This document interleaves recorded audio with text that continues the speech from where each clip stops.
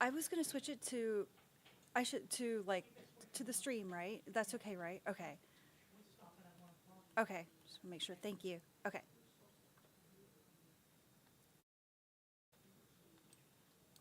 Thanks so much for joining us here on ANF Plus. I'm Joy Lim Nakran. Taking a look at some of the top stories that we're following right now. We begin at Appalachia High School, where high school students are back in class full-time after that mass shooting that claimed the lives of 2 students and 2 teachers there. Obviously a very bittersweet day for them, a difficult day, an emotional day. And the hall where the shooting happened remains closed right now.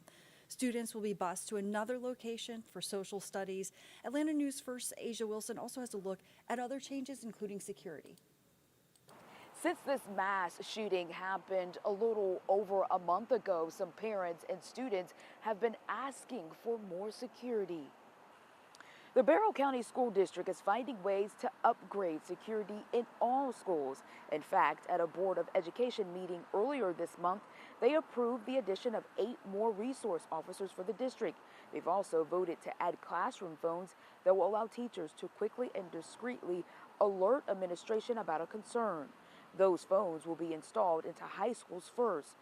But since the shooting happened, parents have been pleading for other things. I went to a high school where I had to walk through a metal detector every day when I went in, and they checked our book bags.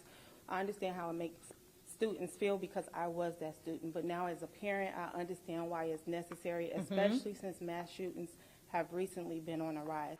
Now, according to the district's website, they are currently examining potential enhancements such as metal or weapon detectors and clear backpacks. We're told between now and November, they're going to be meeting with school governance teams about all of this with the goal of having recommendations to the board early next year.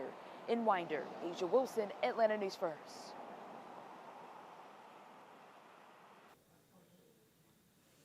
And early voting in Georgia starts tomorrow morning. It's not just the presidency up for grabs. There are several state and local races on the ballot that you need to know about. Atlanta News First Sarah Hammond is at the polling place at the C.T. Martin Natatorium on MLK Drive in Fulton County with what to know before polls open up tomorrow.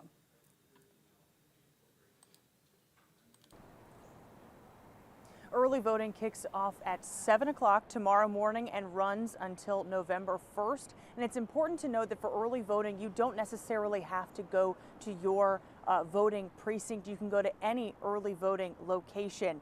Now, both Democrats and Republicans encourage voters to get out to vote early to avoid long lines on Election Day. And every vote here in Georgia is going to count. The Peach State is a key battleground state to determine who takes the White House. Both presidential candidates have made multiple stops in Georgia and will continue to do so. Former President Donald Trump will make an appearance in Atlanta tomorrow, and Vice President Kamala Harris will make a stop on Saturday. Both parties have spent hundreds of millions of dollars on ads here in Georgia, but as voting now gets underway, some voters say they are already sick of the attack ads. This is getting absurd, and the American people cannot make a good choice if they are misled. Well, I don't think they're really talking about issues that matter. It's just like, you know, she's an idiot, he's an idiot. Back in the 2020 election, more than 3.4 million of Georgia's 7.6 million registered voters voted early in the general election. In Fulton County, Sarah Hammond for Atlanta News First. And as the clock does tick down to Election Day, the amount of political ads is ticking up. Atlanta News First reporter Abby Kasouris reports whether or not that actually influences the outcome. Hundreds of millions of dollars spent right here in Georgia, and more ads are on the way. Today we spent hours driving to counties both red and blue to talk to voters. Right now the Harris-Walz campaign is outspending the Trump-Vance campaign, but spending data shows where they're trying to attract undecided voters. These are the latest campaign ads. Democrats' spending lead is strongest in Atlanta, where they booked $3.6 million more on future ads than Republicans. Republicans' largest spending lead is in Augusta, where they spent about $270,000 more than Democrats. It's informative. Sometimes. Georgia will play an important role in the next election. From liberal-leaning counties to more conservative ones, the majority of voters we spoke with say they want ads with more substance. This is getting absurd, and the American people cannot make a good choice if they are misled. Negative campaign ads can cause voter fatigue. A 2023 Pew Research Center survey found the majority of Americans feel exhausted or angry when thinking about politics. Political scientist Ben Taylor says attack ads stick with voters longer, but can turn voters against the attacker themselves. The other thing about negative ad is it plays on some basic components of human psychology. He says polls remain within the margin of error, meaning they can't be a predictor. Well, I don't think they're really talking about issues that matter. It's just like, you know, she's an idiot, he's an idiot. Definitely, I'm so sick of it. I'm ready for the election to be over. Taylor says Georgia's race will be won in the margins, depending on which campaign can get voters out before Election Day. In Atlanta, I'm Abby Kasouris.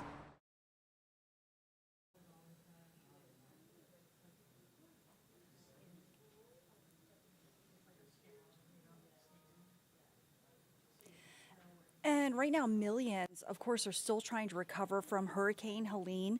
And now Fulton County has been added to a list of counties eligible for federal assistance. If your home or property was damaged, you can actually apply for FEMA's Individual Assistance Program, which offers money for housing, food, and other costs. It'll really help, well, at least it's supposed to help, with those impacted most by Hurricane Helene. And South Georgia was hit the hardest in the state by the storm. Olivia Wright spoke with the governor about relief for farmers whose crops were ruined. Here on Phillips Farms, a family farm that was impacted by the storms in Soperton, Georgia, state and local leaders gathered to talk to the impacted agriculture community, led by Governor Kemp. And it's what Marty and I told people as we visited, I don't know, probably a dozen counties now, literally just going by suburban county to county, that we see you, we see the damage that you have had to deal with. We will not forget you. Hundreds of farmers gathered, all facing a loss. We couldn't imagine what it left us with. You know, this isn't supposed to happen to Georgia. Phyllis is a sixth-generation tree farmer who says his land was destroyed. It's my whole life's work, his whole life's work that even my grandfather and great-grandfather had planted trees on our place. They've all been, affected by this storm. According to University of Georgia's Agricultural Department, there has been a reported $1.9 billion impact to agriculture from Hurricane Helene. The state's agricultural commissioner, Tyler Harper, says working to fund what's lost is his goal. We've really come together across partisan divides, and we've been able to really work together for all Georgians, for all farm families and forest landowners to help ensure that we get the needed disaster aid across the finish line. At the end of the day, the farmers I spoke to say that although they lost plenty, they are grateful to not have lost everything. Unbelievable. Trees are all down around the houses, but most of the houses are spared, and I'm just thankful we didn't have more loss of life than we did.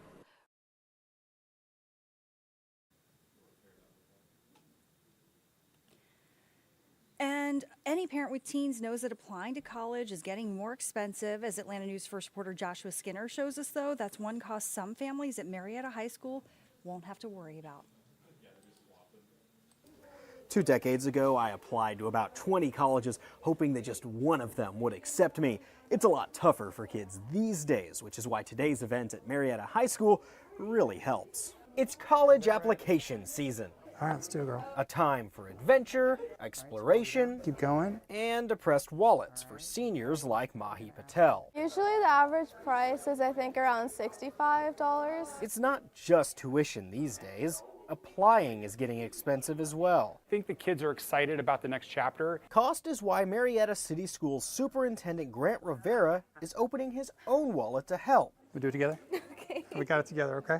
This is about just honoring our kids and saying to them that when you do the right thing, we're here as a community, and certainly my family and I are here to support you. The money that goes towards the dozens of applications? Boom! Georgia Tech, here we come. Well, it comes from Rivera's $10,000 performance bonus. Any bonus that I might earn because of the performance of this school district is done so on the backs of the teachers and educators. So he gives it right back to where it's needed. I'm not willing to pay $70 out of my pocket, and I don't think my mom wants to either, so it means a lot. Unfortunately, no seniors lined up to apply to Northwestern. I keep waiting for one of them to apply to my alma mater. But there's still time to be early. I don't want them waiting until April or May to start making major life decisions. And get Georgia State, here we come. accepted Georgia Tech, here we come. into the future. Thank you, sir. It shows how invested he is in our education. At Marietta High School, Joshua Skinner, All right, who's next? Atlanta News First.